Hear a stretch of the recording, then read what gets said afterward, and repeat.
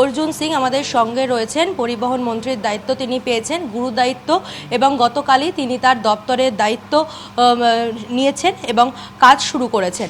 অর্জুনদা, প্রথমেই অনেক শুভেচ্ছা জানাবো আপনাকে। এবং এই যে পরিবহন দপ্তরের গুরু দায়িত্ব পেয়েছেন, কতটা চ্যালেঞ্জিং এই দায়িত্ব সামলানো এবং কিভাবে কাজ করবেন পরিবহনের উন্নতির জন্য? দেখুন, কাজ তো চ্যালেঞ্জিং, এভরি কাজটা চ্যালেঞ্জিং থাকে, কিন্তু চ্যালেঞ্জিং থাকলে আমরা তো কাজ করা অভ্যস্ত মানুষ। 49 ইয়ার, 34 বছর বাম জামানা, 15 বছর মমতা জামানা, 49 ইয়ার সিস্টেমটাকে শেষ করে দেওয়া হয়েছে। মানে ওই একটা হিন্দি ফিল্ম ছিল না, নায়ক নিজের কি আছে এটা নিয়ে এই সরকারগুলো চিন্তা করেছে, মানুষের কি হবে এটা নিয়ে কেউ চিন্তা করেনি। এই জন্যে এই টার্গেট, এই সমস্যাটা আছে। কিন্তু আমরা মনে আছে আমাদের মাননীয় মুখ্যমন্ত্রীর দিশা নির্দেশে আমরা ভালো করে চালাবো। আর মানুষের যে চাহিদা, বাস দরকার আছে, বাস চলছে না, সরকারি বাস গায়েব হয়ে গেছে, মিস্টার গায়েব হয়ে গেছে। আমাদের যারা আছে ওই টোটো অটো দূরত্ব জেনে মানুষ রাস্তায় হাঁটতে পারছে না, এই সমস্ত ব্যাপারটা নিয়ে একটা রাস্তা বেরোবে। মাননীয় মুখ্যমন্ত্রীর সঙ্গে ইতিমধ্যে আমার ডিপার্টমেন্ট মিটিং হয়ে গেছে, আমরা সমস্ত প্রপোজাল নিয়ে ওনার সঙ্গে বসে একটা রাস্তা ঠিক হবে মনে হয়। আপনি যেরকম বলছিলেন যে এই সরকারি বাস কার্যত মিস্টার ইন্ডিয়ার মতো, সিনেমাটার মতো দেখা যায় না চোখে, এইবার কি সরকারি বাস রাস্তায় দেখা যাবে? এবং সরকারি বাস আর কোন কোন রুটে চালু হবে? কারণ এই যে রুটটা রয়েছে মূলত এই ব্যারাকপুর রুট বা কল্যাণী রুট কলকাতার, এখানে কোনো সরকারি বাস সেরকম দেখা যায়নি। এবার কি এখানকার মানুষেরা সরকারি বাসের সুবিধা পাবে? দেখুন, যে রুটে চলতো সেই রুটেও যদি আবার চালানো যায় তাহলেও তো মানে মানুষ খুশি হবে। নতুন রুট আমি ছেড়ে দিলাম, কিন্তু যে রুটে চলে সেই রুটটাও যদি আমরা চালাতে পারি তাহলে তো অসুবিধা হবে না। প্রথম তো আমরা স্টার্ট করি কি যে রুটে চলছিল সেই রুটটা চালায়। বিভিন্ন জায়গায় দেখা যায় একটা সিন্ডিকেট রাজ, অটো সিন্ডিকেট রাজ বা টোটো সিন্ডিকেট রাজ, এই সিন্ডিকেট রাজের কি অবসান হবে? দেখুন, অটো যারা চালায় তারা সিন্ডিকেট চালায় না, বা টোটো যারা চালাতো তারা সিন্ডিকেট চালায় না। চালাতো তৃণমূলের ওখানকার কাউন্সিলর, চালাতো তৃণমূলের নেতা, চালাতো তৃণমূলের এমএলএ, চালাতো তৃণমূলের চেয়ারম্যান, এরা এইসব সিন্ডিকেট চালাতো। ওই গরিব মানুষকে রোজ 50 টাকা, কোথাও 100 টাকা পার ডে। একটা টোটো অটোওয়ালা থেকে আরও বেশি দিতে হয়, তাদের থেকে এদের টাকা নিয়ে নিত পার ডে। ভাবতে পারবেন, পার ডে 100 টাকা একটা টোটোওয়ালা যদি দেয় তাহলে বেচারাও কি রোজগার করবে, কি খাবে, কি বাড়ির লোককে দেখবে? তাদের কোনো বেনিফিট নেই, আবার কোনো ইএসআই সুবিধা নেই, কিন্তু সিন্ডিকেট চালাচ্ছে তৃণমূলের নেতারা। পাশাপাশি বিভিন্ন জায়গায় জুট মিল বন্ধ হয়ে যাচ্ছে, এই শ্রম দপ্তরটা কিভাবে আপনি দেখছেন? এবং যারা শ্রমিকরা রয়েছে তারা তাদের নিজের যে হকের অধিকার সেটা অনেক সময় পেত না।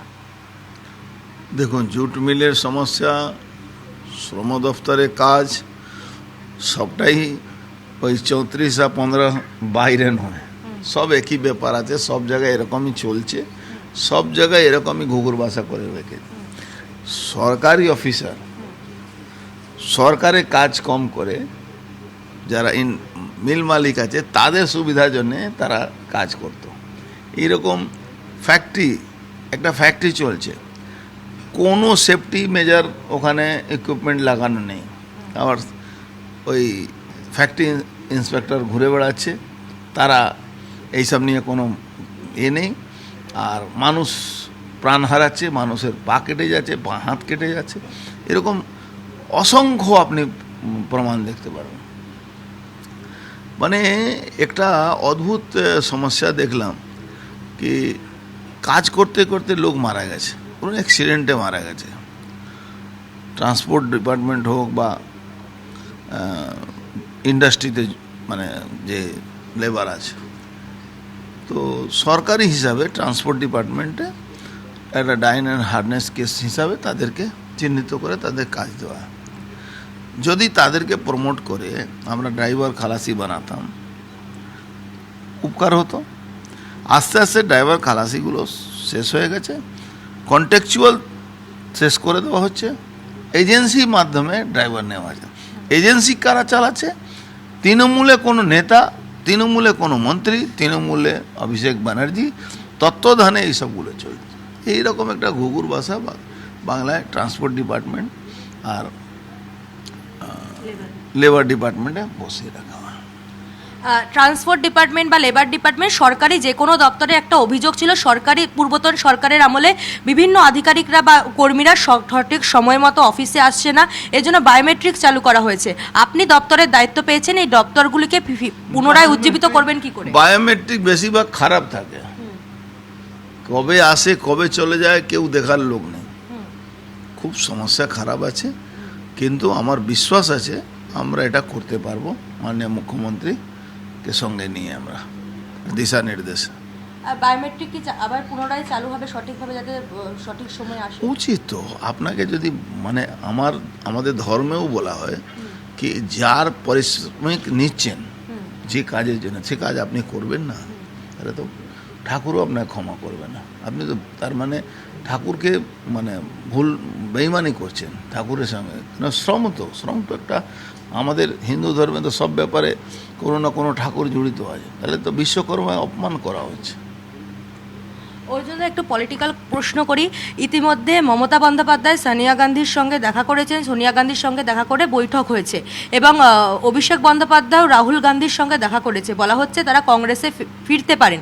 একেবারে তৃণমূল কি ভগ্নপ্রায় দশা থেকে একেবারে মমতা বন্দ্যোপাধ্যায়ও চলে যাচ্ছেন এই তৃণমূল? একটা হিন্দিতে প্রবাদ আছে না, লটকে বুদ্ধ ঘর কো আয়। যেখান থেকে বেরিয়েছিলেন মানুষকে ভুল বুঝিয়েছেন, আবার ওখানে চলে গেছেন। কিন্তু ইনি যে দলে যাবেন সেই দলটা উঠে যাবে। ইনি মানুষের উপরে অত অত্যাচার করেছেন, যেন রাবণের মতন তো বুদ্ধিমান লোক কেউ ছিল না। রাবণ কি করত? রাবণ অত্যাচার করেছিল, মা সীতাকে অপহরণ করেছিল, পরে স্ত্রীকে জোর করে নিজের স্ত্রী বানাবার চেষ্টা করেছিল। তো ইনি বাংলাকে জোর করে দখল করে মানুষের অধিকার কেড়ে নিয়ে ইনি বাংলা দখল চালাচ্ছিলেন। পাপ বলে না, পাপ কাউকে ছাড়ে না, পাপ বাপকেও ছাড়ে না। আজকে মমতা ব্যানার্জি